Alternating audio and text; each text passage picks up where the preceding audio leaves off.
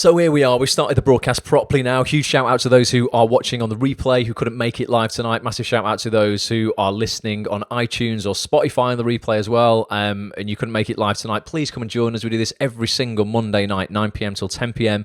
on the Acts on This TV Facebook page. You get access to that by just literally going to facebook.com/Acts on This TV. Every week we dive into an element of the acting industry or personal development, something that's going to help you improve as a human being or as an actor, that's going to help you get further in your career much faster. Massive shout out once again. There's so many people have joined already tonight. Huge shout out again to listen to all these people if you're on the replay who are here live, right? We've got Stu Grimes, Alison, Shannon, Anna, Leah, Wendy, Angie, Dawn, Lowry, Ricky, Matt, Jennifer, Lee, Brendan, Paul, Mark, James, Janet, Keith, Caitlin's here, Sophia's here, Linda's here. So many people join us, right? And you can get involved with the chat tonight. If you're watching live on, like I said, on Twitter or Periscope, please come over to facebook.com/Acts on This TV. Get involved with the comments. Not only can you communicate with me, but you can chat with other actors in these comments as well. We have a massive, massive acting community here. If you're not a member of the main website that I run, actonthis.tv, that's where I sit down with the biggest names in the industry, casting directors, agents, actors, writers, producers, and more, and ask them how we can all have more success as actors. You can listen to that information on that website and ultimately expedite your career by years. There's information on there that would take you 10 years to learn if you were going to do it all on your own. Get a membership, actonthis.tv, get access to it all. So tonight we're talking about, I'm going to explain a few things that happened to me today that have been challenging, and they're only little things, these are not massive life events, but these are a series of unfortunate events that happened to me today that really, I was saying before, knowing my personality type, I'm a bit OCD, everything has to be right and in order, could have seriously just effed me up today.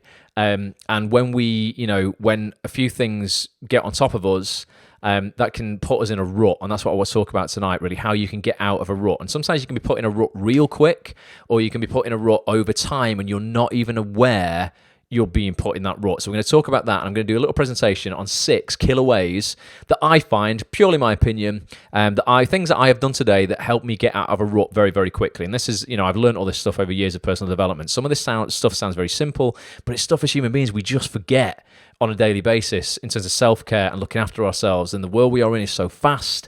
One thing that's happened with technology is, yes, it's made us more efficient, but actually it's just made us actually kind of do more, ultimately cram more stuff in, because we are efficient. We can get through what would normally take us a day in 2 hours, and then we spend another 10 hours working. I don't know if we were designed for that as human beings, so we can often feel overwhelmed, particularly in the acting industry where you're hustling every day for auditions, you're learning lines, hopefully, maybe you're trying to get an agent, you're filming showreel scenes, you're on jobs. Sometimes it can all get on top of you.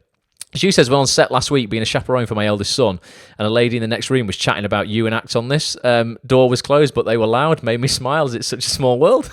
I love it. That's what I mean. Get yourself a membership, guys. actonthis.tv. Anna says, hello, good to be able to join. Last few Mondays have been mental. Well, tonight's the night where we're going to go, right, let's have a look. Why have they been mental, Anna? Is there something we can do to alleviate that? Anyone here feel like they are stuck in a rut? Anybody just like, oh shit, I'm not going anywhere, I feel like I'm treading water? Maybe you feel like you're busy but you're not being productive. Whether that's in or out of your acting career, every part of your life affects every part of your life, right? So just because something in your life isn't actually directly connected to your acting career doesn't mean it's not affecting your acting career. When you feel like you're in a rut, it results in bad psychology, bad physiology. You don't want to move. It leads to inaction, right? And we're all about, success is ultimately based on action taking. Lucy's in the house. Sandra's here as well. Says good evening. Just found out today I've got a European job for 6 months after being out of work for 6 months, says Anna. Nice. Shows you how quickly you can turn it around in this industry as well, doesn't it? That's another thing. If you are in a rut, doesn't mean, you can't jump out of it quickly. Joe's in the house as well. All right, Joe, Steve Wayne is here as well. So yeah, let me know. Anyone else, do you feel like you're in a rut? 2 ways you can get into a rut. One, a series of things that happen bang, bang, bang today, right? You're going to laugh at me because this seems so trivial, such a first world problem, but this is how my day started, right? And you will laugh. I apologize, how pathetic this sounds. But I did my washing yesterday, right? It's Monday as I record this. I do a big wash on a Sunday, right? And I put my washing in, and I've got one of these intelligent washers that at the end of it, it says basically, after 40 washes or something, you need to wash your washing machine out. You need to put it on this special cycle, and it's going to maintain the drum, blah, blah, blah, all this sort of stuff. And I didn't know how you program this thing to do that, right? Bear with me, I know this is slightly off topic. So I went on Samsung's website and I watched this video that said, right, here's how you do it. It said, but while you're doing that, you want to clean your filter out and you want to change this, right? So I thought, oh, right, I've not done that in 6 months. I've never done it, right? But I've had this washing machine 6 months, so I'm going to do it. So basically what you had to do was pull this cap out and you had to get this little tube that was like a drainage tube, put like a plate or like a thing, like a bowl underneath it to catch all the water that would drain out the washing machine before you could clean the filter. I pull the cap off the drainage tube, right? Water starts flooding out of this thing, like a lot of water, litres of water starts flooding out. I'm like, holy shit, wait a minute. And then as I let go of the tube to get a bowl of water, it flies inside the machine. So it's now peeing out water everywhere, and I can't even get hold of that tube. So I'm like, brilliant. The whole drum is now going to drain all over my utility, through the floor, into the apartment downstairs. I can do absolutely nothing about it whatsoever because I cannot get to that tube that's leaking all of this water out. So turn the water off. There's water absolutely everywhere. I've got towels down. The bottom of the washing machine is ridiculously sharp. As I try and lift it up, I cut all my hand open. I've got plasters all over my hands. So now there's blood peeing out of my hands. There's water all over the floor. It's going all over these towels. I'm like, oh my God, I have no idea what we're going to do. So that didn't start well, right? Then I'm like, right, okay. I kind of like just pile towels into this utility room and try to mop up all this stuff so that it's not going to flood downstairs. And I get hold of the people who are going to repair it. I have like an insurance policy. They put me through to this place miles away abroad, can't understand a thing that's going on, end up booking a repair that they're making me pay for over the phone. I'm like, no, I don't have to pay for this. I've got insurance, right? They give me a job number that like is incompatible with my insurers. I phoned them back up. I'm like, why have you fobbed me off to this company? They're like, oh, we shouldn't have done that. Right, we'll give you a job number. You have to phone Samsung back and cancel this. This whole debacle basically took me about 4 hours. Then my phone locks me out and decides that it's just going to completely shut down, saying that I've entered the code in wrong like multiple times when I haven't. It's just been in my pocket. All this stuff is basically going wrong on the only day this week where I've got to get a self-tape in, and this is the only day where I can really kind of do any work on my acting career. I knew I had this to do tonight on actsonthis.tv, on the website. I've got a podcast to edit that goes out tomorrow night, a vlog to edit that goes out tomorrow night. I'm like, brilliant. I spent 5 hours mopping up litres of water out of the utility room. That's all ruined. The floors all come up, by the way. As I pulled the washing machine out, it brought all the floor tiles with it. And I'm like, right, shit, this is something that could really just like completely wreck my day to the point where I'm like, oh, forget it. I've not got time to do anything else. Call it all off. Oh, I don't want to do anything. So that's one way you can get yourself in a rut really quickly. The other way is a sustainable period of time, which happens to a lot of actors, where basically you end up doing the same thing over and over again for multiple months. So you're sending the same headshot, the same show reel, you're writing to the same agents, the same casting directors over and over and over again, getting nowhere, and then expecting a different result. And I liken that to like a farmer getting in his tractor every single day and driving to the same destination in the field, right? He'll have to have his hands on the steering wheel for the first sort of 3 weeks or whatever, driving to that same point. But after a while, the tyres will cut such deep ruts into that mud that eventually he'll be able to get in his tractor, turn it on, press the accelerator down and not steer. And those ruts will take him to the same place time and time again because they're so deep. It's like like he's on a rail, basically, just taking him to the same place. And as actors, who relates to that? Maybe you realize now that you've been doing that. You've been doing the same thing, driving to the same destination as an actor for the last 6 months. You've had no auditions. You're getting nowhere, and yet you're going to continue tomorrow to do the same thing, send that same cover letter out, or not send any cover letter out because you're in such a rut now, you might not even realize it, but you're not taking any action. Ruts lead to inaction, basically. Alex is in the house. Rihanna's here as well. How you doing? Alma's just joined us. Lynn's here. Mark's here. Seren's here, or Karen. Don't know how you pronounce your name, but thank you very much. She says just came from set. Amazing. Alex says me. So Alex, maybe you're in a rut now. Yeah, so, me too in a rut, says Linda.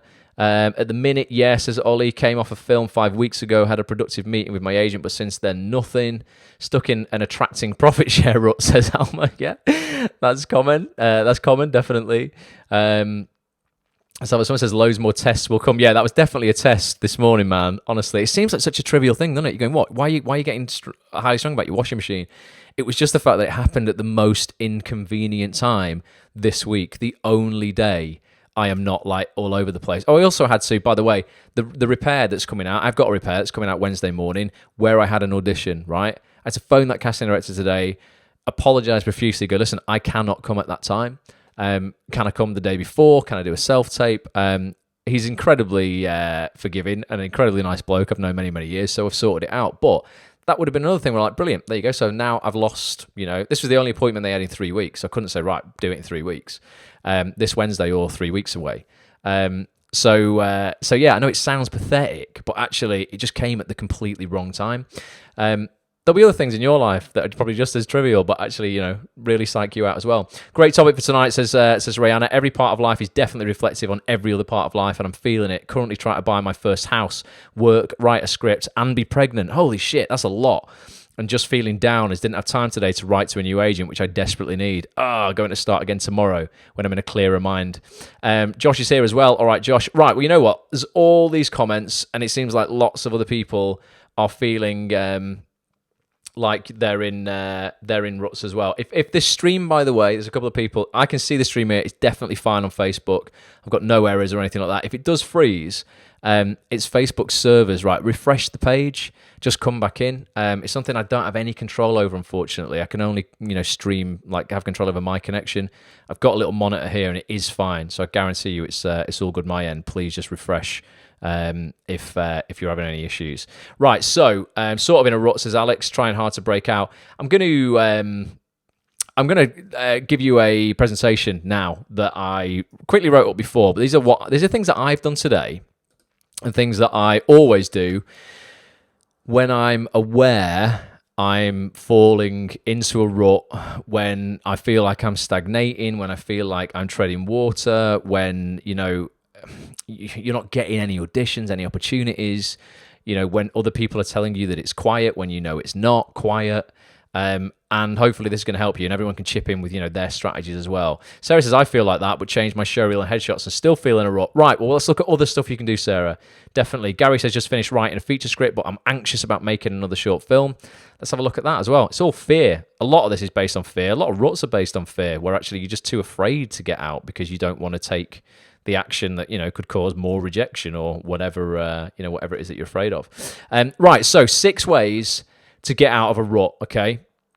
Let's have a little look at this tonight. Right, so for those on the audio experience, let me read these slides to you as well.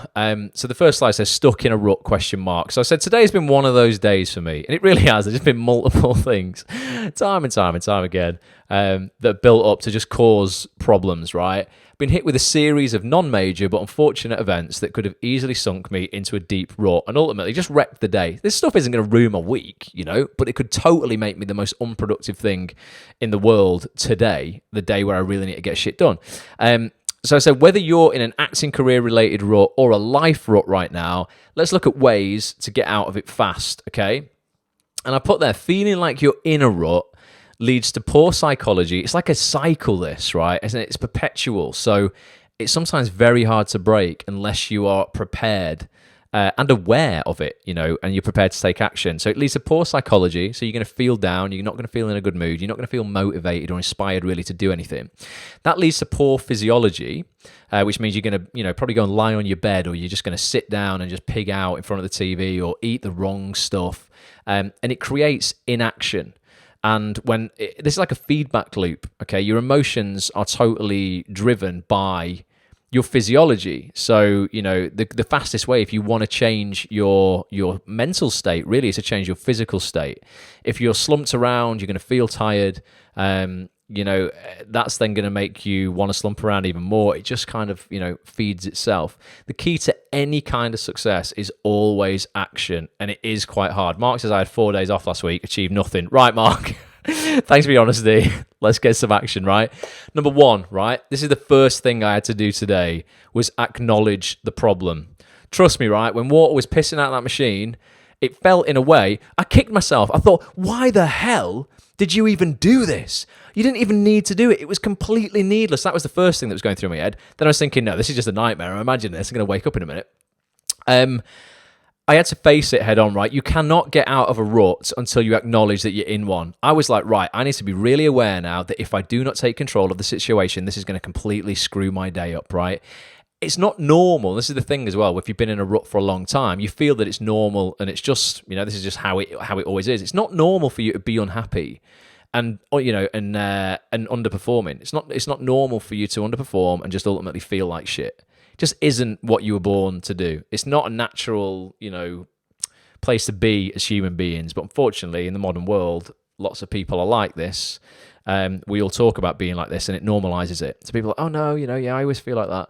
And then everyone thinks, oh, it's fine. This is just the human condition. It's not fine, right? You're not here for that long. You've really got to make it count. It's time to acknowledge the root cause of the rut and face it head on, right? Taking full accountability. This is key. Taking full accountability for the situation you are in right now. I could not blame, and again, as menial as this sounds, I could not blame anybody else, and this was the frustrating part, for the flood that completely wrecked my utility room and most of the stuff that was in it this morning, and potentially some of the roof space of the apartment below. I couldn't blame anybody but myself. I was like, right, I can't blame Samsung. I can't blame anybody. I chose to do this. If you are in your acting career right now, Mark, right, this is the brutal reality, right? You had 4 days off last week and you achieved nothing. It's all your fault. The reality is, that's just it, right? And this isn't being negative, okay? This is actually giving you control of the situation. If you want to point fingers at everybody else and say, I didn't achieve anything last week because of this, and this person and that situation and all this kind of stuff, you're giving away all of your power. And as actors, we can do this really, really easily by saying, it's the industry, it's my agent, it's that casting director who doesn't like me, it's, God, I don't know, my computer, I can't edit the showreel because this isn't... No. So if you're not taking action, it's absolutely all your fault. But that is the key to actually taking back control. It's a real, real positive, okay? Now, it's not always your fault that you're in a rut, in terms of life can deal you a load of shit that actually you didn't see coming, you didn't deserve, and ultimately, you really didn't have that much control over. So it's not your fault that you're in a rut, but it is 100% your fault if you allow yourself to stay there. You are 100% in control of your life, right? That's what I want everybody to understand. And you are 100% in control of your acting career. Who agrees with that? It's just the brutal reality of it. It is you. It's all down to you, right? You can't even blame, a lot of people want to, I always hear people at meetups and stuff, slating their agents a little bit. And I'm like, you chose to sign with them. You went in, or in some cases, this is the problem, you didn't even go in to see this agent. I'm hearing a lot of people right now who are signing with agents having never actually met them. They've jumped on Skype and they've had a 5-minute chat. And then they've gone, right, I'm in. I'll sign with you then. Because they were so relieved that someone would have them. Same as relationships. So many people settle for anything in order to say they have something. I'll say that again. A lot of people settle for anything in order to say they have something. And they feel, when I've got an agent, I can write on my bio on Instagram and Twitter that I'm an actor. That's really easy. It doesn't mean you're going to get paid for it, particularly if you've just jumped into bed with an agent who is absolutely not right for you. I could say I'm a basketball player. It doesn't mean I'm going to get paid for it.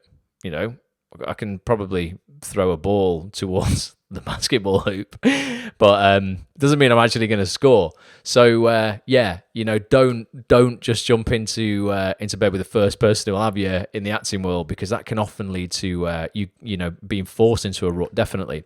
So ultimately, it's always your fault. And you've got to look at that in a real positive light. That's not being negative. That's actually going, what? If I'm in a rut, I can get myself out of it. I don't have to, rely on anybody else. Alma says she hates full accountability, especially after a couple of gins. Gin. What do they call? What are these called? Gin. Mother's ruin. Get off the gin. Get off the gin, Alma. Totally my fault, says Mark, was the product of lack of focus and indecision. Good, man. One thing I like about you, Mark, is you're just always completely honest. Like, there's no bullshitting with Mark Joseph. It's just like, right, this is the deal. And completely acknowledges all of his downfalls. We just need to get you taking more focused action, Mark. You're good, mate. You're a really good actor. You definitely should be working. Alex is here. Says, when you're stuck in a rut, it's easy for it to feel like a wide-angle malaise. Break the issue down into parts. Oh, it's like you've read my slides. Break the issue down into parts and work out what is the one thing I can do now. Alex, this is like you've read my slides, mate. That will make it just 1%. Make me just 1% towards resolution. All boils down to the adage: how do you eat an elephant? One spoon at a time. Trust the process; it works. Right. So let's have a look then at basically, Alex, what you just said. So 2, right? Break things down into steps. Now, again, going back to the washing machine analogy today, I had to go, right, what's the first thing I need to do in order to remedy this issue? Well, 1, I need to make sure that I mop up as much of this water as possible before I do anything else, because that's the thing I've got most control over right now, and that's the thing that's going to cause the most damage. So I'm looking for damage limitation. I had to do that before I could do anything. I could phone anybody to get a repair, book anything in, really, do anything whatsoever. So I put here on the slides for those on the audio experience as well. Trying to tackle the root cause of your rut all at once will generally lead to overwhelm. This is not helpful for you, okay? So that's, for example, you can't go from saying, okay, the cause of my rut and why I feel so shit about myself is that I've got no auditions in the last year. You can't go from that to an abundance of auditions in one step. There could be a lot of things at play if that is the case. We need to break things down into manageable steps. Just like Alice said, how do you eat an elephant? 1 spoon at a time, right?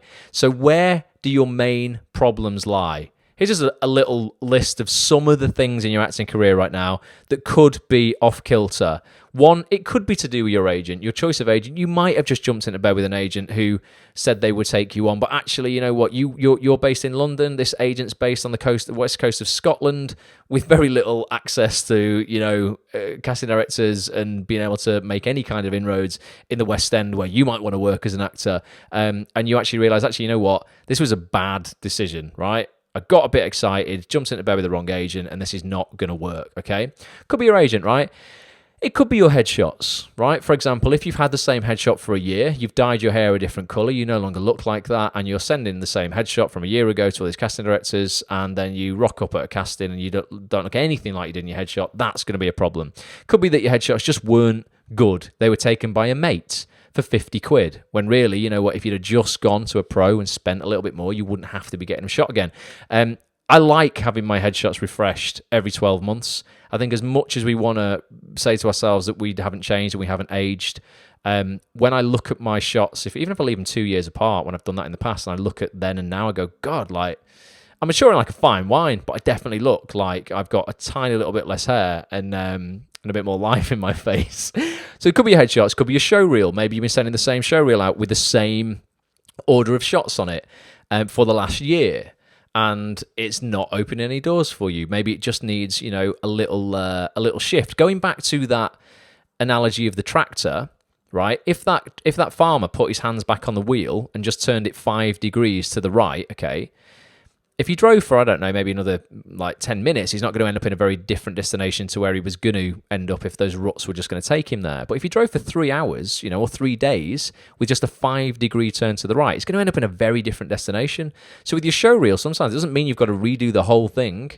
It just means maybe, what if I just put, scene 2 as scene 1 and just swap those 2 around? Maybe that 5 degree shift would put me in a very different, destination. I get emails from a lot of actors all the time asking me to look at reels, and so many times I look at it and I go, wow, your best piece was at the end. Why have you done that? Because most casting directors won't, they'll have turned off by then. Or the piece that is closest to you as a person is right at the end. That piece that, would get you that first audition for your first one line on a soap, because it's you playing yourself, and that's generally what you're going to be cast as. But you've put up front in scene 1 something that you're playing a period piece in an accent that isn't your own. Well, don't expect them, if they're casting, for a paramedic in Coronation Street or something, to really get past 2 scenes or 3 scenes where you're in different accents and it's all period and stuff, because the thing that, would often get you in the room is going to be something very close to yourself. Or even if you go and get a custom showreel scene shot of you being a paramedic, let's show them you in the role before you get it. It might be a day job. That's a massive one for people that gets them stuck in a rut. I worked in a shit job for 11 years, hating my life. At least for the last 4 years, I shouldn't have been there. working in retail in the Trafford Centre. You all know that story if you've been around acts on this a long time. I was doing what everybody else was doing. All my friends who had graduated from drama school, we were all doing it, working in terrible day jobs for 40 hours a week, expecting to get somewhere in our acting career when we only had Saturday and Sunday, because most of us were so depressed by the time we went home at 6 o'clock after a shift at the Trafford Centre where I worked, that the last thing you wanted to do was actually work on your passion. You had no passion left. So maybe we need to change your day job, switch that up, so that will get you out of a rut. Your health might be a problem. Maybe you've been neglecting your health. Now you're, out of shape. That doesn't make you feel good about yourself. That leads to more inaction. That leads to comfort eating, even more out of shape, more inaction, health issues, lethargy, being tired, fatigue. You've got no energy to even, go after your acting career. Productivity is a big one. People just want to binge on Netflix now rather than work towards being on Netflix.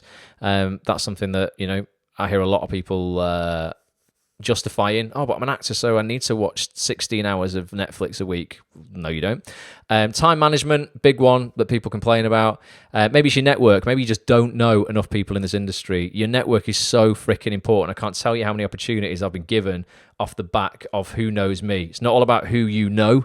There's a very subtle difference, and you've heard me say this before. Okay, there's a difference between saying, it's who you know, not what you know. No, it's not. It's who knows you. That's the difference. I could easily say, oh yeah, I know Britney Spears. Well, I couldn't say that because I don't, I've been to one of her concerts. Oh yeah, I've been in a room with her. No, you've been at a concert, mate. It's very, very different. If you're walking down the street, is that person going to stop and go, oh, Ross, how are you? Your network's so freaking important. And so many people are just so afraid of upsetting people or saying the wrong thing or looking stupid or being rejected that they don't go out of their way to meet people in this industry. Got to get over that.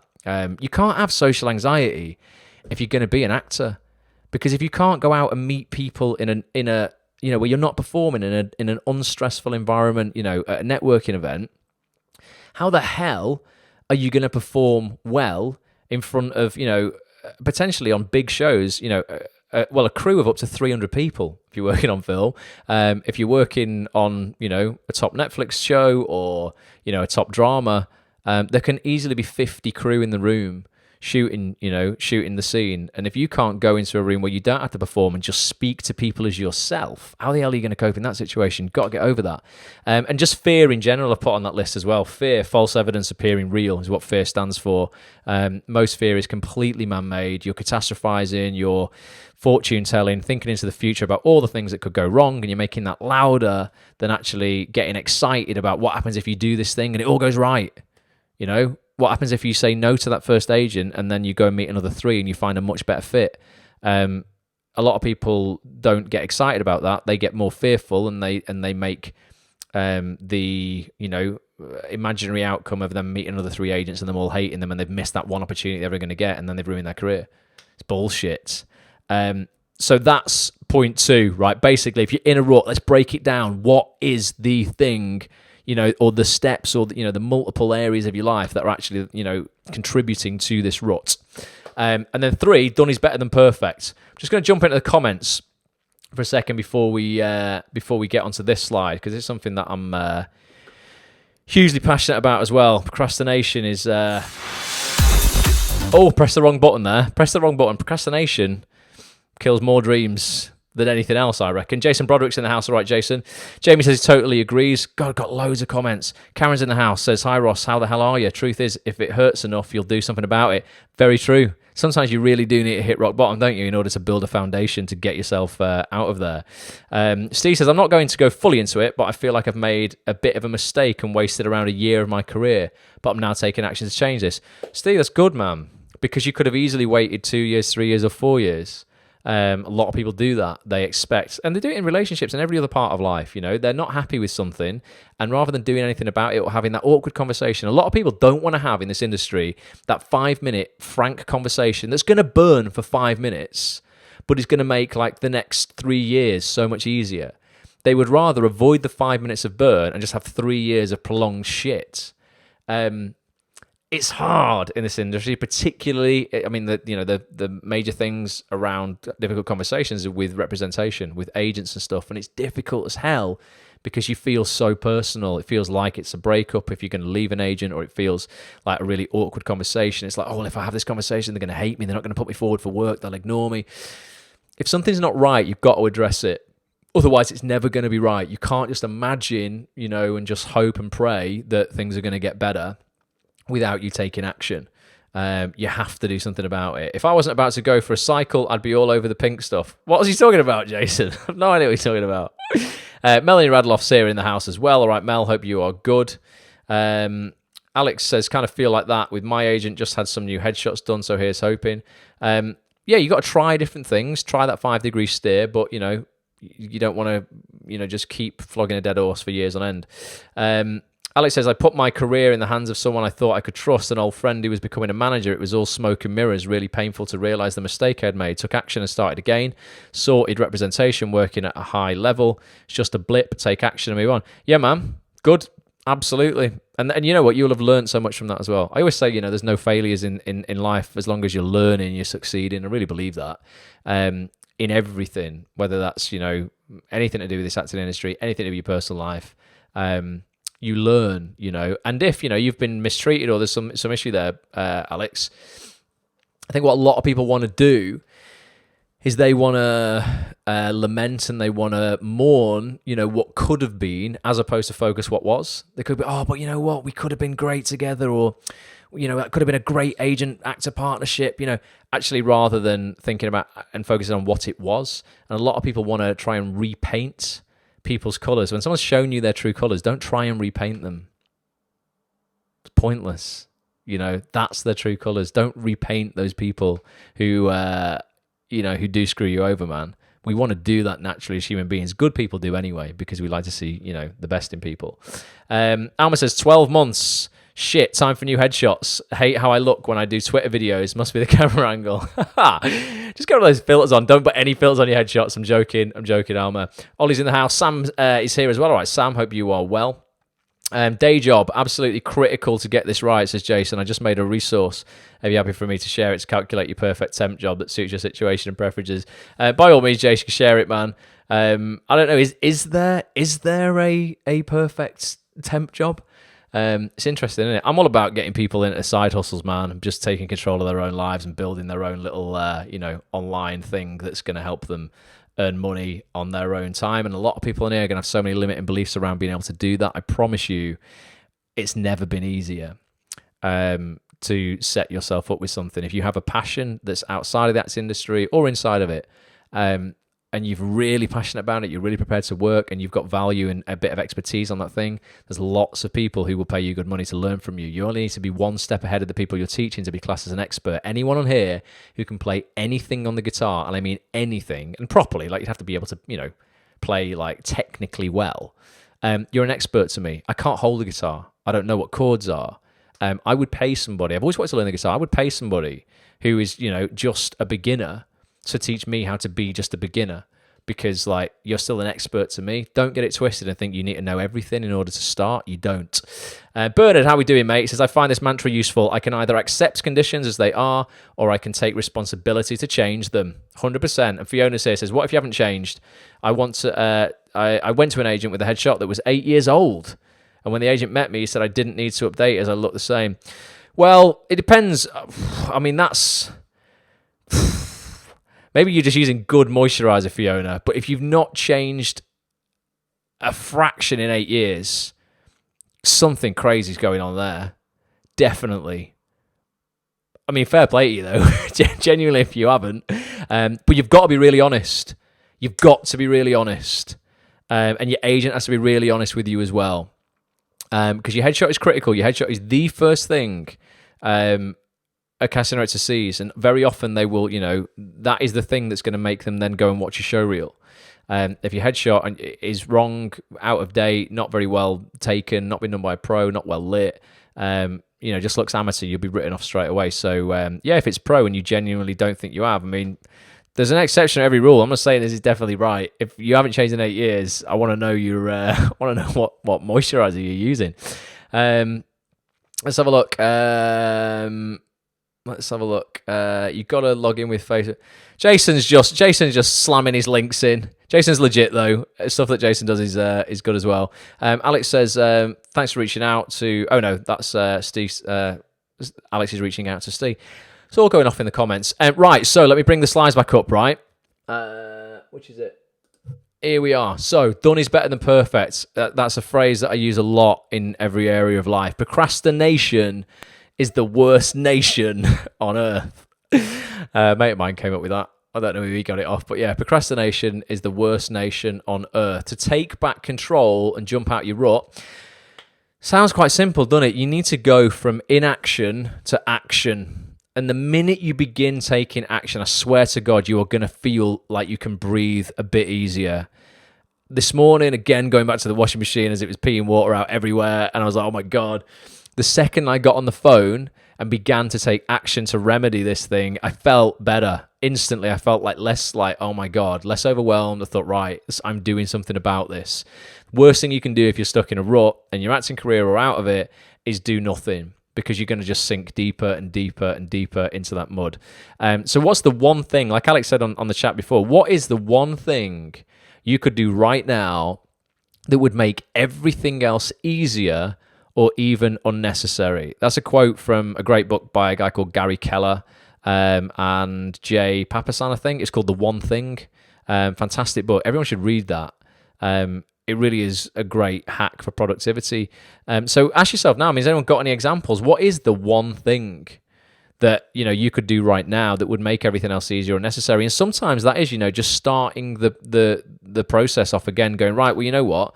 If I don't feel this is working with my agent, the one thing I could do that's going to make everything else easier or unnecessary, in terms of I don't have to change agents, it would be unnecessary, is if I actually just made a phone call and actually just had an honest conversation.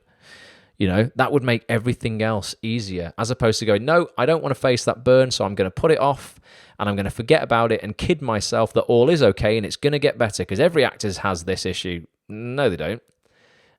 Every actor questions whether they're getting enough auditions, but not every actor questions whether, consistently all the time anyway, whether they should leave their agent. If you are thinking that right now, it's something you should address. And it's also, it's a necessary evil in this industry. You have to go through it sometimes. It's expected. And trust me, if your agent wasn't happy with you, really unhappy, and they were, it's a business, they weren't, getting anywhere and they thought they couldn't do anything, like, I'm sure they'd drop you as well. They'd have that conversation, not in a horrible way, but they go, listen, whatever's happening, I just don't seem to be able to, do anything or get you through any doors. I think it's maybe time, you try something else. So yeah, it's something that you do have to face, definitely. Sharon says, slide 3, law of attraction. That's all I can say. What do you mean this? Point 3, just doing something. Or different slide. Let me know, Sharon. Interesting. Law of attraction is real, though, in terms of, like, there is a science behind it. It's not a magic, although sometimes there has been a few things in my life where I've gone, actually, I can never explain how that was going to happen. But there's a part of your brain called your reticular activating system, or RAS. And ultimately, it's the filter in the world that helps you focus on certain things. So it's actually right now, if you're in a room with other stuff going on, it's the thing that's enabling you to focus on me, the words that I'm saying. Think how amazing it is, right? Noises, incoherence with other people who speak different languages are coming out of my mouth. They're traveling across the internet in almost real time. They're hitting your ears, and you are then computing that into meaningful, dialogue without even thinking about it. It's actually incredible. We're pretty good, aren't we, as human beings? But your RAS is kicking in to actually block out everything else that's going on in the room, if there's a TV or if the phone's ringing or someone else having another conversation, and it's allowing you to focus on me. Now, when you focus on what you want in the world, as in, right, I'm going to focus on getting more acting work, or I'm going to focus on earning more money, or whatever it is, your RAS tunes into that, and actually you will notice, ultimately, it's not necessarily magical and you're manifesting stuff, I don't think, but maybe there's an element of that. But science suggests that ultimately you just see more opportunity. So if anyone here has been thinking about buying a particular brand of car in the past, for example, and you go out on the road the very next day and your mind is tuned into the car, you're more likely to see that model or that make of car on the street, on the roads, and you'd be like, oh my God, it's a sign. I was just thinking about getting a Mini yesterday and now I've seen 6 Minis today. I've heard women say, when they're thinking of having children, they see babies everywhere. When you've got, tell you what, here's an example. I've had this. Who's had a health scare? Who's basically found something on their body, Googled it, gone, holy shit, I've got cancer. And then everywhere you look, you see cancer research adverts, posters on the wall about cancer, and you think, it's a sign, it's a sign. It's not a sign. Your RAS is just tuned into it. So that's the science behind the law of attraction. I think it's a really interesting topic. We could do a whole broadcast on that. But ultimately, yeah, done is better than perfect. We've got to start taking action on the thing that we want. So going back to that list we had before, this is how we would approach, those areas that might be out of kilter. So we would talk to our agent. We would book some new headshots if that's what we needed. We would refresh our show reel. We would look for a new day job. We would go and work out if our health was suffering. We would quit wasting time on Netflix if we felt we didn't have time for shit. We would spend less money on shit. Something I'm really big on in terms of actors telling me that they can't afford Spotlight, they can't afford headshots, all this stuff, and yet I see them going out on a Friday night and buying 30 quid rounds of tequila, or they're spending £4 on a coffee at Starbucks, or they're spending £10 a month on Spotify, £10 a month on Netflix, all the stuff they don't need because they're running away from their existence. And they're wasting money as opposed to investing it in themselves. Trust me, you've really got to believe this. And it took me a while to really get my head around this, particularly earlier on in my life where I had much less money. There is no amount of money that is too much to spend on your own development. There just isn't. The more you can invest in yourself to improve and become a better person, have more knowledge, ultimately understand yourself better, gain more emotional intelligence, be a better actor, anything, it's priceless. It really is. If you are cheap on your education, you are going to be cheap in life, full stop. Sometimes you've got to do the thing you are saying you can't do in order to have the thing, that you want. So it'd be like me going into the gym and saying, oh, you know what? Well, I won't lift those 20 kilogram weights until I've got muscles. Well, no, you know what? You're not going to get muscles until you start lifting weights. A lot of people are like, oh, I'll buy that course on acting, or I'll go to that workshop, or I'll get a membership to this, that, or the other when I've got some money. Well, unfortunately, until you get a membership, you're probably not going to get any money because you're not going to have the knowledge to earn money in your acting career because you're not buying that thing or gaining that knowledge, investing in yourself. So wasting less money on shit and actually putting it into things that are going to give you a return is really, really valuable. Seeking out mentors is another thing that has absolutely been invaluable in my life. And that's basically a mentor in my head is someone who is 5 to 25 years ahead of me in this acting industry. And whether they're an actor or they're a director or a writer or a producer or someone who's just been around for a while, you can learn so much from people who have achieved what you want to achieve, or ultimately have just failed many times at getting that thing that you want. You can learn from their mistakes, and again, there are no failures as long as you're learning. So seeking out mentors. Anyone got mentors? Anybody do this? Anyone actually maybe paying for coaching? I know a lot of people are like, oh, I can't afford it, I don't want to do it. I had a really big, and I'll be completely honest with you, right? I'll be totally transparent with figures and stuff, right? Running actonthis.tv, it's, it has to be a business in order to be sustainable. It's a real force for good. I hope I'm giving massive value in your lives. This is the reason I do these broadcasts completely for free. I hope this is valuable tonight. This is not just fluff and bullshit. Hopefully this is genuinely valuable for you. It's going to inspire you and motivate you to get shit done this week. But actonthis.tv, obviously it has to turn over money for me to go and interview people. Some of the podcasts I record cost 750 quid. If I go down to London, I've got to take a cameraman with me, pay for the cameraman, pay for my travel, pay for a room, give a charity donation to the guest. A podcast, and I'll show you one that's coming out tomorrow with an incredible casting director, a fantastic director, and a very famous actress. It was about 750 quid to produce that. So I have to, make some revenue back from the site. Now, I went on a course about 3 years ago to learn how to launch online products. And this program was £4,000. And I was like, oh my God, I can't afford that. And there was that whole diatribe in my head of, I'll go on that course when I have £4,000. And I was like, I don't think I'm really going to ever earn £4,000 out of this online stuff until I learn how to do it properly. I'm going to have to go on that course. And I hovered over the buy button 1 year when it was out, to the point where actually the shopping cart closed. The program closed down for that year because it was done live on a yearly basis, and I missed out. The following year, I dived in and I spent that 4K the second that program was available. Because I'd invested so much money, it made me take it super seriously. And I listened and watched and attended every single webinar, watched every single video, read every single PDF that came in that program. And within 12 months, I'd launched another program, and it had returned 40,000 quid. So I made 10 times my initial investment, but I would never, ever, ever have made that money had I not initially made that investment, because I wouldn't have learned the skills and the strategies that I was taught in that program to, recoup that £40,000. And it was a huge lesson in my life to go stop like this limited scarcity mindset around money, and your education ultimately. Stop being cheap on your education. If you're cheap on your education, you're going to be cheap in life, and that's it. You've got to take some risks sometimes. And as actors, God, we take more risks than most professions. And that leads on to the last point there. I've got feel the fear and do it anyway. So that's point number 3, how to get out of a rut, okay? Done is better than perfect. Just start taking action. It doesn't have to be perfect action. It doesn't have to be, okay, I've got to get everything absolutely right. Okay, my reel, this is something I hear about show reels all the time. Oh, you know what? Well, I'll edit my reel when, I've got this new footage that I'm waiting on. And that new footage that you're waiting on, you're not going to get for 3 months. So what you're going to do, you're going to keep your reel out of the domain, out of casting directors' inboxes, off Twitter, off social media, places where you could get opportunity. You're going to halt that all for 3 months whilst you're procrastinating and waiting for the footage, as opposed to going, I'm going to work with what I've got. So if my show reel's not working right now, I'm going to cut out the shit. I'm going to take that scene out that might not work. I'm going to rearrange the beginning. A lot of actors I had two show reels sent to me today, and people are starting their show reel off, by the way, not even on them. Make sure your show reel starts on you.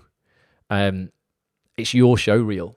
And regardless if you're in a scene with someone famous, it's your show reel. The first line in 9 out of 10 occasions should be you.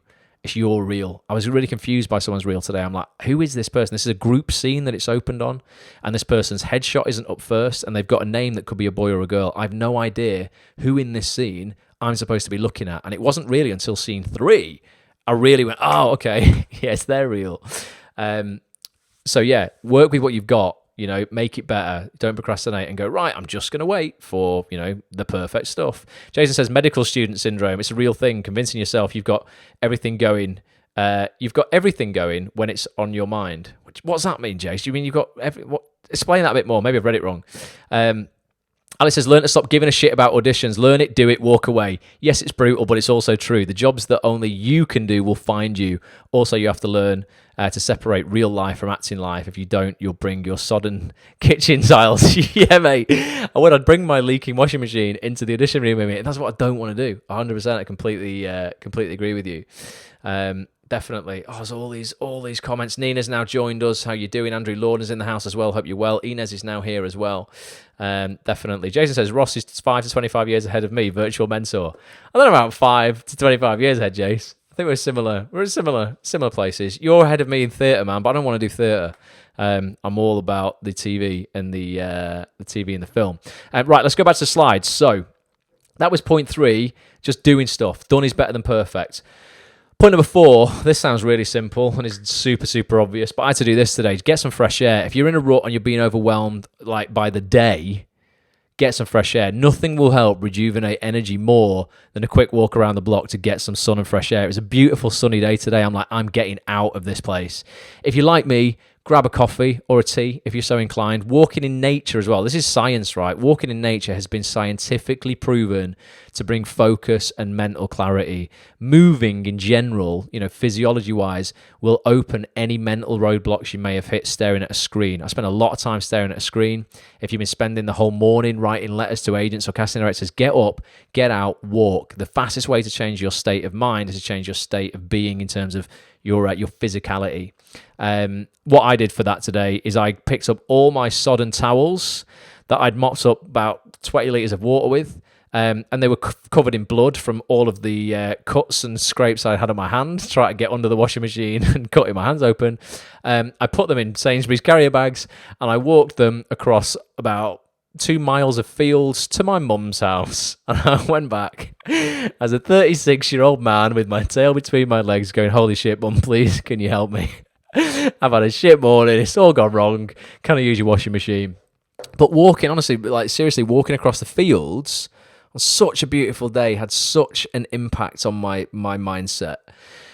I could breathe. I was away from the traffic in the city, in the town centre where I live, and I was like, oh, God, let's put this into perspective, Ross, right? Is this going to matter in 5 weeks?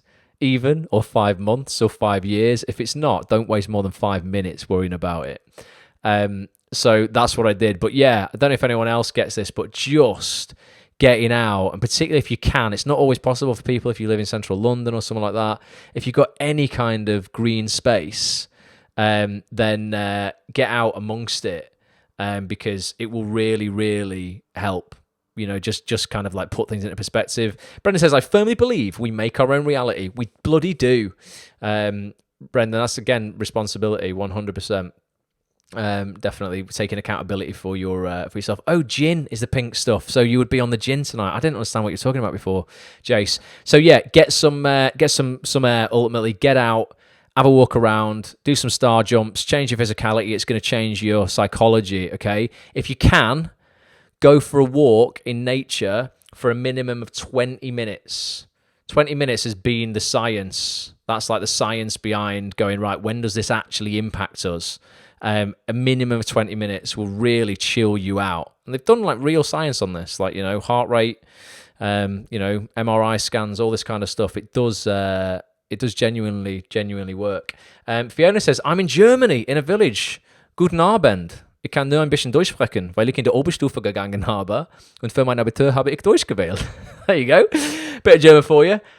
Sat by the ducks, enjoyed the sun. She says, sat by the ducks, enjoyed the sun. I needed to do that as I've been spending too much time on the couch of late.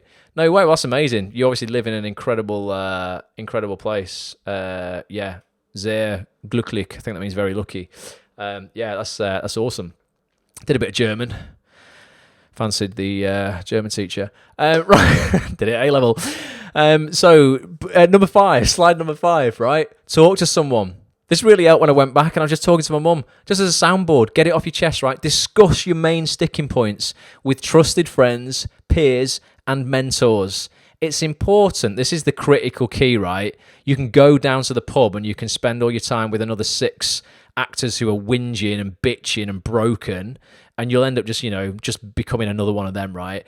You've got to find people who are going to give you a fresh perspective on your rut and are going to inspire you. They're going to charge your batteries, and they're not going to wallow with you, right? If you're in a rut, the only other people who are going to allow you to stay in a rut, unfortunately, again, to be harsh again, are other losers. I'm not saying you're a loser. I just mean like losers in general will be like, oh no, it's fine that you feel like shit. No, go and have, go and just watch Netflix and eat a pizza. No. Any of my mates come to me and they're like, right, I love it in a way. I don't love that they're going through a bad time, but I'm like, right, okay, come on, let's kick ass. Let's drag you out of this shit, and actually like force you to take action. You need those kind of people in your life. Be honest with people.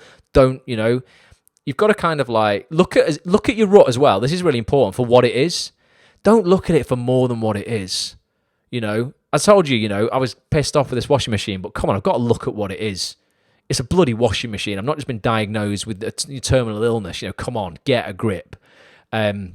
Look at your rut for what it is, not less than what it is. Do yourself justice, but certainly not more than what it is. Just what it is. And if you're not where you want to be in your acting career right now, it's just what it is. Nothing in your life, you will never achieve anything in your life that is more amazing than you having one, as in having a life. You've already won if you're here, right? Let's just get that into perspective. Even if, I said this on a podcast yesterday, there's 68 million people or thereabouts in the UK. Even if you are 68 million out of 68 million in this country, and I know I'm certainly not undermining anybody's challenges here. There are some serious challenges for people. We've all got our baggage, but there's some serious challenges for whoever's 68 million out of 68 million in this country, ranked last in this country, has got some serious shit going on. But the fact that you are here, you're alive, and you are in this country, you have a chance. You know what? You still stand a chance if you really want it. Has there been somebody who has been born? Has there been lots of people who have been born with less than you, who have achieved more than you in far less time? The answer is yes, 100%. There's been so many people who were born with far less than me, who have achieved far more than me in far less time. You still have a chance. Let's just put it into perspective. But talking to somebody will help you do that.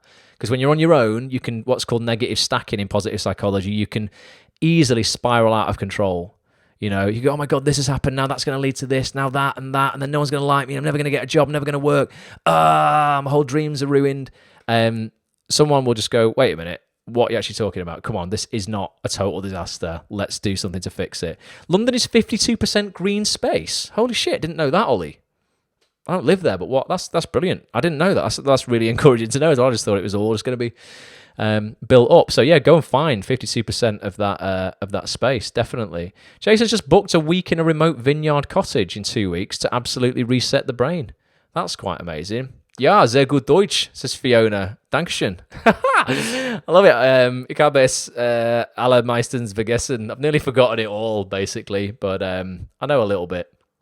Definitely. Set alarm for 60 minutes when working at a computer, says Andrew. Then, like you say, Ross, get up and walk, make tea, etc. Yeah, I have to do that sometimes. Really just have to go, right, I've just had enough of staring at a screen for a bit. When I'm teaching people, says Mark, I make them replace have to with get to as per Bulletproof Actor. So yeah, Bulletproof Actor is a program I run once a year. It's going to come out again later this year. And it's all about bulletproofing your mindset as an actor. It's all based on science-backed positive psychology. And one of the exercises we play in that program is something called I get to, I don't have to. And I'll just come back on camera for a sec while I explain that, because that's quite interesting. You can do this when you're feeling a bit like shit. What it means is, rather than, sometimes people will be like, I have to do such and such a thing. I have to, it could be something like in real life, I have to go shopping later on, or, I have to learn my lines. I have to do, the school run. I don't know. When you change the word have to get, it gives you a whole new perspective. You don't have to go and do the shopping at all. You get to go and do the shopping. What a privilege it is to go and buy food instead of have to forage for it, you don't have to be an actor. You get to be an actor. What a privilege it is to get to choose what you do for a living and get paid to do something you enjoy. It makes a massive difference when you look at life like that. You don't have to do anything in this country. That's the brutal reality of it, The country, to a certain extent, as shit as a lot of people think it is and the system is, it will look after you. If you really don't want to do anything, to a certain extent, you don't have to do anything. You can go on the dole if you want. The government will pay you, will put you in some house somewhere. It won't be very nice, but you really don't have to do anything in this country. You get to do it. And if you're an actor, you've got to realize that how audacious that is to actually say to somebody, I choose to be an actor. So you're choosing out of everything you can do in the world to basically do a career that you say you love, that you enjoy. That yes, it's hard work, but it's not you laboring on a building site. You get paid very well for it. It's such an audacious thing to ask for from life. Everyone should ask for it if you want it, but you've got to realise that actually what a massive thing it is you're asking for. So of course it's got to be hard. Of course you've got to work for it. You're going to struggle.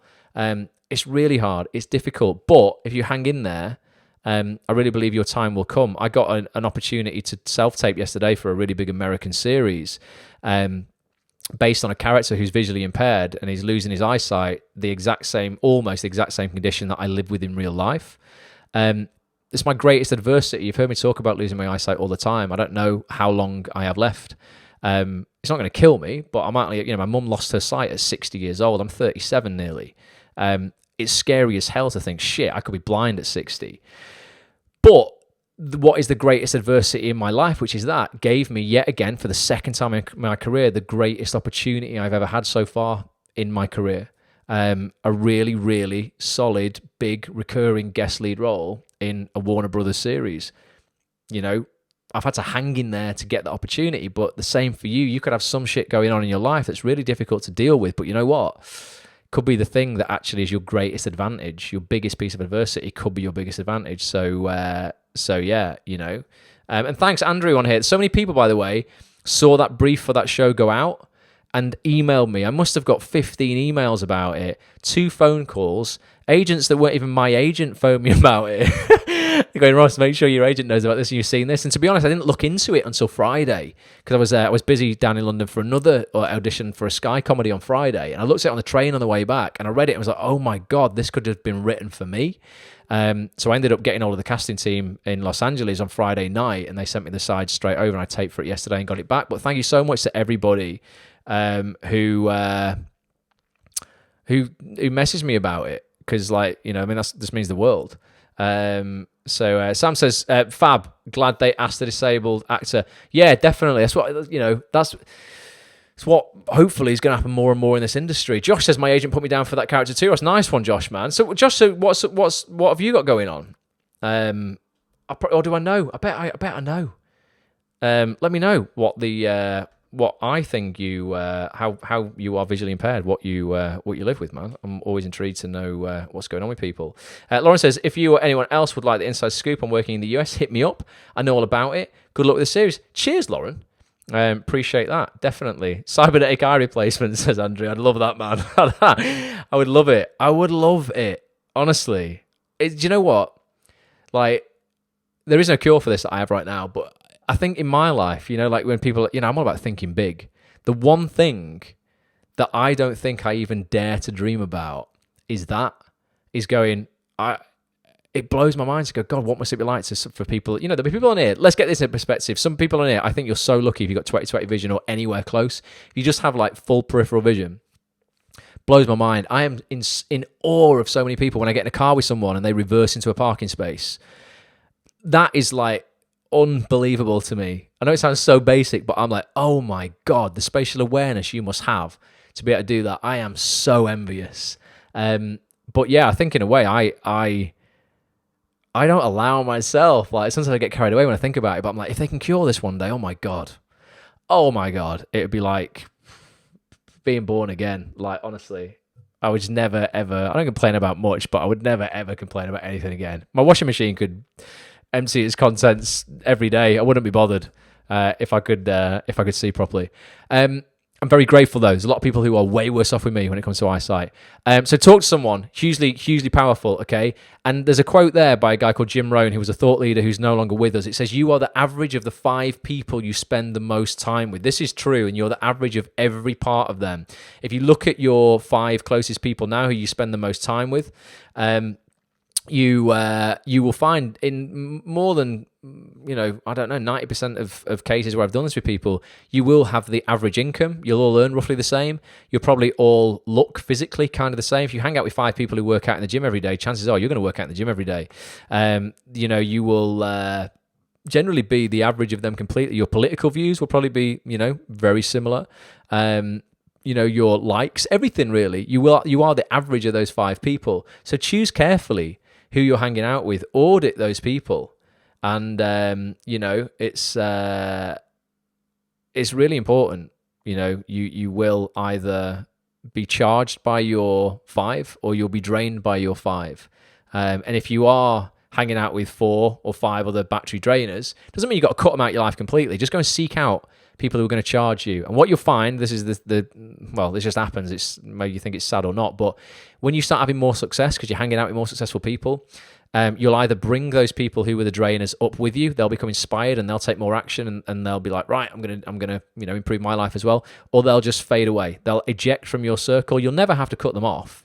You'll never have to say, right, that's it, I'm not hanging out with you, or I'm not spending time with you. They'll do it for you when you start having more success. So don't worry about that and get hung up on that. Definitely. Ollie says, can you be one of my 5 people, please, Ross? Anytime, Ollie, man. Hopefully we hang out on a Monday night like this for at least an hour, so that's good.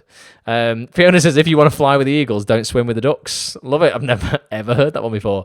And point 6, this is just really important. It's very obvious, but I know, sometimes we just need to hear it, right?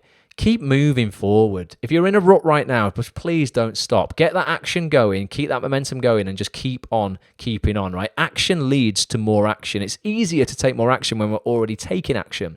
The more action you take, the more in control you will feel, and that helpless feeling will fade away. I can't tell you how helpless I felt when that drainage tube shot back into the washing machine and I couldn't get access to it, and I knew it was going to leak. I say litres, probably about 3 litres of water. It's still a lot though when it's just pouring onto the floor underneath the machine. You can't access to it. I felt helpless as hell. I literally had to just stand there until I heard it stop dripping. Success isn't built on brilliance. It's built on a refusal to give up when times are hard. Okay, and your past does not dictate your future. So if you've had a shit day yesterday, it doesn't mean today's got to be shit, or you've had a shit day today, it doesn't mean tomorrow's got to be shit, all right? I had a great conversation with a guy the other day, and we were discussing what makes somebody great or something great. And we were like, actually, you know what? It's really just good repeated. When you think about, actors who you now class as great, when you look back at all their films, they've just done a good job again and again and again and again. So maybe there is an argument that great is just good repeated. Alice says, "You're great, Ross. Thank you for your inspiring personality you're sharing." Well, thank you, Alice, for rocking up on a Monday night at 9 o'clock, because I don't take that lightly. I know there's a lot of stuff competing for your attention and you don't have to be here. So it means the world. And this is just a quote from Winston Churchill. It's actually maybe not from Winston Churchill. It's been contested a number of times. We don't really know who said this. It's often attributed to Winston Churchill, though. And it says, look, if you're going through hell, keep going. Ultimately, if you're going through hell, keep going. And whether you have to climb out by your fingernails 1 inch at a time, you will climb out. You really will. Mark says the slight edge, small things, small good things again and again. Yeah, absolutely. Great book by Jeff Olson, is it? Who wrote The Slight Edge? Fantastic book, which is all about the compound effect of just making good, seemingly insignificant decisions. So like the things like, going, what am I going to have for my dinner today? Well, it's a seemingly insignificant decision to have a burger as to have a salad. But if you make that seemingly insignificant decision and you choose the burger every day for 60 days, that's going to have a compound effect. And you're going to be like, holy shit, I'm now quite out of shape. Whereas if you had the salad every day for 60 days or 30 days and 30 days on the burger, you'd be in much better shape. But yeah, ultimately, it's not the big decisions in your life sometimes that dictate where you end up. It's the small decisions that you don't really think about. Join me next time, Monday night, 9 p.m, facebook.com/@onthisTV. Also join the Facebook group, facebook.com/groups/@onthisTV. If you are, if you're not already in the group, go and join that. And also get your bloody membership to @onthis.tv, the main website. If you're not here yet, and you join this broadcast for the first time, maybe you've not been around before, you've just joined the mailing list recently. There's well over. Probably getting on for 200 hours. I've done a bit of a cull recently, cut away a lot of the old stuff. Pretty good 200 hours worth of interviews with the biggest casting directors, agents, actors, writers, and producers in the TV acting industry on this site. The biggest casting directors here is Andy Pryor on the front there. He cast Years and Years recently. The A Word, Doctor Who. Awesome guy. What's the thing? Gentleman Jack. One of the biggest casting directors in the country in TV, full stop. Interviews with him. We've got Rob James Collier from Downton Abbey there. The Hollyoaks casting director, Peter Hunt. Line of Duty casting director, Kate Rose James. Oscar winner, Rachel Shenton. The best showreel producer in the country, Chris Stone. There's stuff going on here all the time. When you click on What's New at the top there, you can see the newest features. Got a roundtable with Jay out of Emmerdale recently about his short film. More stuff on writing your first short film and funding it. Great and incredible agent phone in. You can phone in these podcasts, by the way, as well. When I record these, you can phone in. So you basically get to chat with my guest, put your questions towards that guest. The biggest bargain in the world for a tenner a month. We've also got a private community in here as well, where you can ask the real questions, stuff that you might not be comfortable asking in Facebook groups. You can ask anything you want in here. I won't stay on that screen for very long. But ultimately, at the moment, there's about 120 people a month joining Acts on This. .tv. So if you're not one of them, I'm not just saying this is like, I don't do sales or scare tactics, but you're leaving a lot of knowledge on the table, and you're allowing other actors to just get ahead of the game. There's knowledge in there that would take you a decade to learn, and you're just getting it, in an hour if you just listen to that podcast. I've got an awesome podcast coming out tomorrow. I'm going to play you the trailer for it. So tonight, actually, you go and watch it on iPlayer because you've missed it if you've been on here. The third episode of BBC One's Dark Money, a fantastic drama directed by Lewis Arnold, great mate of mine. Casting director Victor Jenkins cast it, an incredible casting director, one of the biggest in the industry. Stars Jill Halfpenny, Babu Cisse.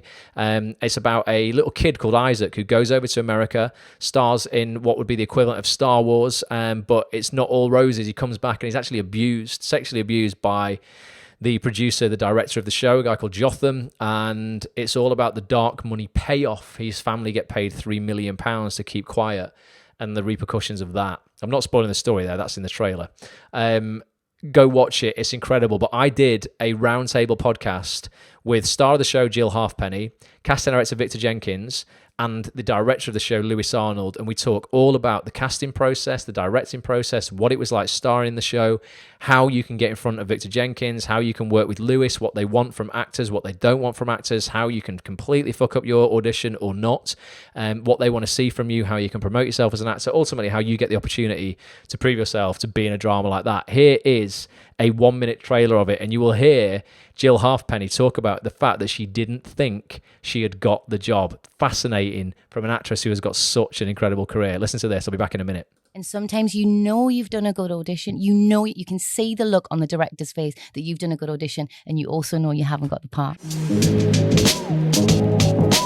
Welcome everybody to a very special episode of Watch Ross, the Dark Money Roundtable. By the time this hits YouTube, hopefully you guys will have just spent the last 4 nights fully engrossed in a brand new BBC drama called Dark Money. Jill Halfpenny in the house, how are you? Awesome to see you. Victor Jenkins, casting extraordinaire, in the house. Lewis Arnold, director legend, in the house. Are you just going off? Look how excited they are. The way Victor usually works is he brings a small group of people that he thinks are perfect for it, and then those people know it's only a small group of people you're seeing. Right. And then you meet those people in the room, and you know, if you have to see more, you see more, but you know, you try to be much more targeted. Yeah.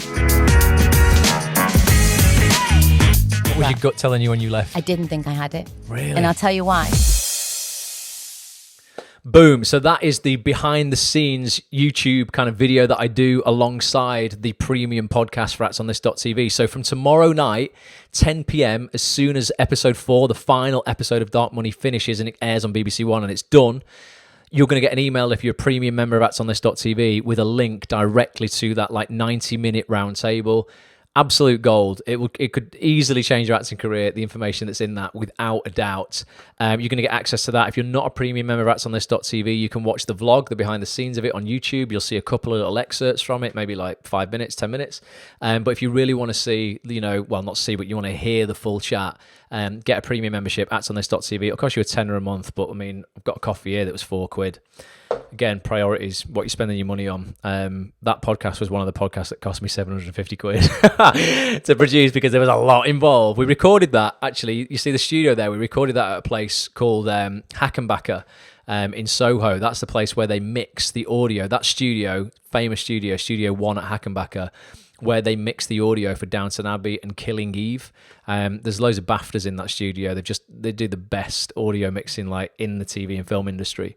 So it doesn't come cheap, that. So I'm not going to apologise for charging you £10 a month. It's an absolute bargain. So I hope that's been useful, but that's going to be out at 10 o'clock tomorrow night for all your premium members.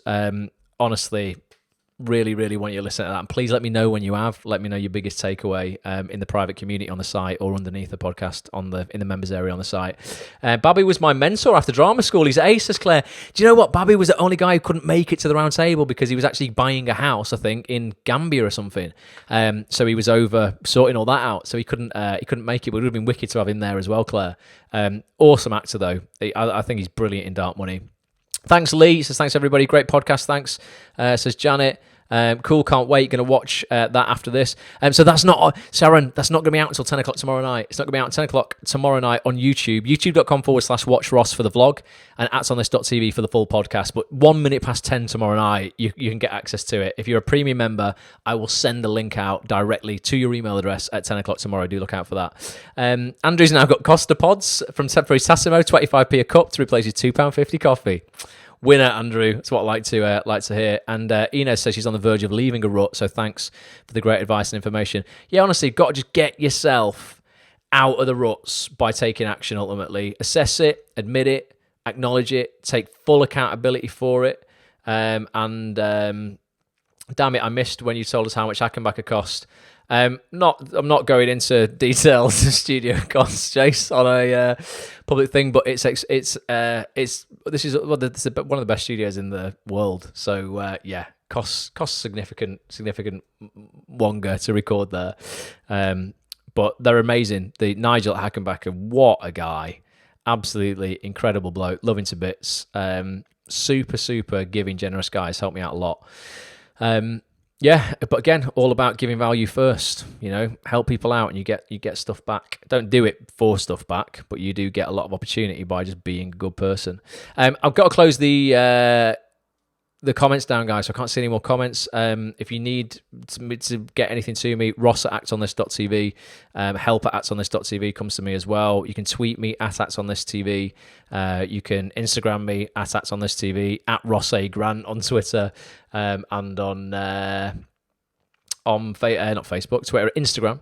as well. I'm just trying to get to a point where I can end this stream. Facebook they make it very easy for you to start a stream. Almost impossible for you to freaking end it. Right, I'm always there. So listen, thank you. It means the world that you joined me tonight. Do watch Dark Money. Go and catch up on episode 1, 2, and 3 on iPlayer. It'll be available right now. Episode 4 comes out tomorrow, BBC One, 9 p.m. It's a 4-part story that's phenomenal. It's an acting masterclass as well, directing masterclass. Very thought-provoking topic. Would you, and this is a serious question, right? And I know as any parents on here, I'm not a parent, but any parent on here will be like, I would never accept any money if my son or daughter had been abused or whatever. This show like really will get you questioning like morality, and when you realize actually what this family were up against in terms of ever getting justice for their son that they would probably never get, would you just take the 3 million quid? Oh, it's such a difficult one, but God, it had me like in a major moral dilemma for the whole of the podcast. At least I still don't know what the hell I'd do when you're going up against what would be the equivalent of the biggest movie company in the world, who could just basically pay the best lawyers to get you out of anything. What do you do? Go watch Dark Money. Have a think about it. Thank you so much for being here. If you do anything for you, let me know. Until next Monday, 9 p.m, come join us, facebook.com/@onthisTV. Bye for now.